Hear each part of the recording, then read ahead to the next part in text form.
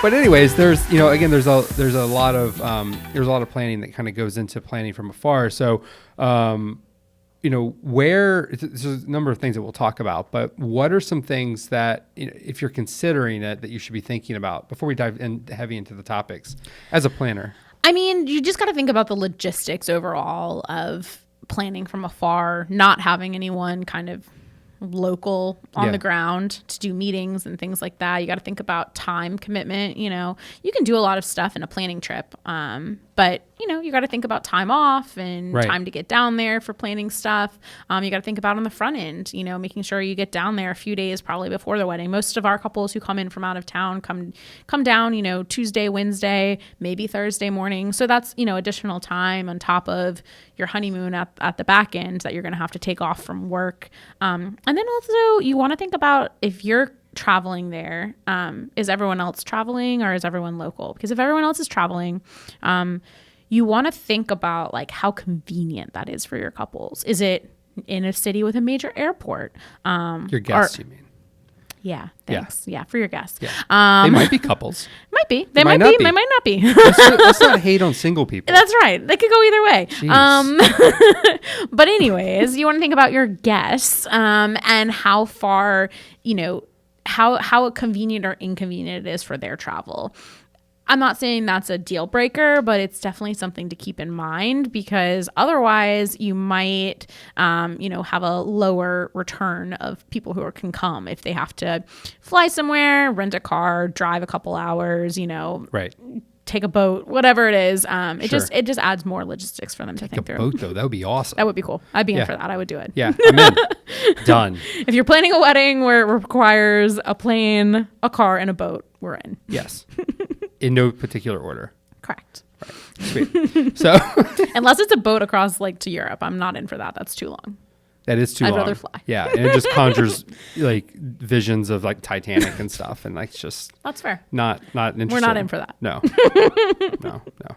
Stateside boats only. Anyways, remember that time we were on a cruise and then they started playing the Titanic songs? I was like, that is inappropriate. Yeah, that was weird. It was strange. Yeah, much like this podcast. Yes. Anyways, back to topic. Topic 1. Local vendors. So, ooh, I know the site. Well, I have a feeling where you're going to go with this. But how do you find vendors when you're not there? Well, I mean, the first place I would look would be Bustld, obviously. I should have thought of that. You should have thought of that. Obviously, we have a matching quiz, so we can connect you to vetted vendors because we've already done the work and vetted them for you, which is great. But if you're looking for other ways, which I don't know why you would be, but you can rely if you have friends and family who are local in the market, you could rely on them, ask them, who they've used, sure. Get them to meet with the vendors. Obviously, reviews is a big thing. You want to make sure that you check out your vendors' reviews and make sure that they have good ones, people who are talking positively about them. And another great option is to hire a planner. So, I mean, just shameless plug over here is what I'm going you're for. Just going for it.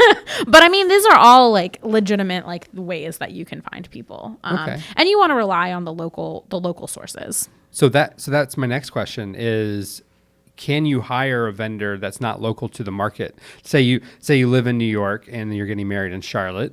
Can you hire, say, your photographer, your DJ, whatever it is in New York, and then bring them down? Yes.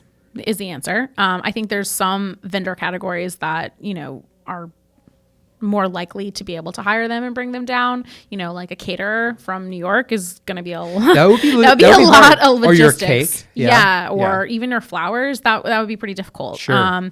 If you have a photographer you love, you want to do your engagement photos in your local market and then bring them with you to your wedding, that's totally doable. The biggest thing to consider there is travel fees. So they may have a travel fee period, then you may have to put them up in a hotel. You may have to pay for their flight or their gas or whatever. So that can be, something that is definitely you want to consider in your budget and could be cost prohibitive to bring someone with you. Yeah, no, that makes perfect sense. I mean, they have to stay somewhere. Exactly. And they're not going to... They're not from there. Right. And they're not going to pay for that on their own because they're there for work. So, Right. Yeah. Those are things to keep in mind. And if you're bringing them down, are you going to want them to come for the rehearsal dinner? Are you, what other events are you going to need them? How many days are they going to be there? Right. Yeah. So, okay. So we're planning from afar. We don't want to use all of our vacation days for planning because we want to go on a honeymoon. Right. To Bryant-Denny Stadium. And all right. just me. Okay. Just I'm you. getting salty over here. I feel like you're just like not into this idea. So it's a good thing we're already married, like I said. yeah, it is.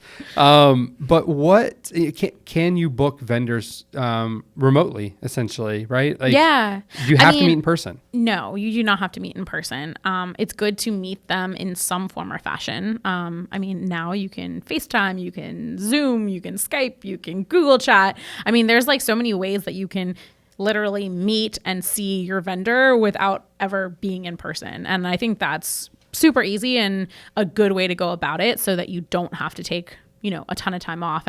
Obviously there's certain things you have to be in market for, like catering tasting, cake tastings, things like that. Chance to see your venue in person, you're probably going to want to do. But the rest of your vendors, you could easily talk to, interview, and hire remotely.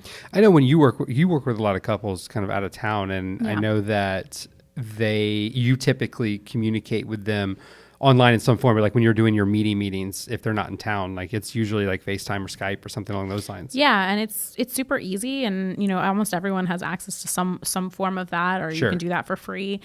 So that's a great way to kind of do the planning and feel like you guys are in person. Some of our couples, I feel like I know them so much, and then like I meet them for our catering meeting, and it's like, wow, this is actually the first time we've ever met in person, even though we've talked and FaceTimed for months. So it's definitely possible to do that. No, that's again another going back to what you already said, but like having a planner in market that can kind of be the boots on the ground, that can kind of run around, or the heels on the ground in this case. They can run around and represent you because they know what you want. Exactly. Even though you're not there. Exactly. Quite honestly, that's cheaper than flying back and forth all the time. Yeah. Yeah. Plus all the other benefits. Exactly.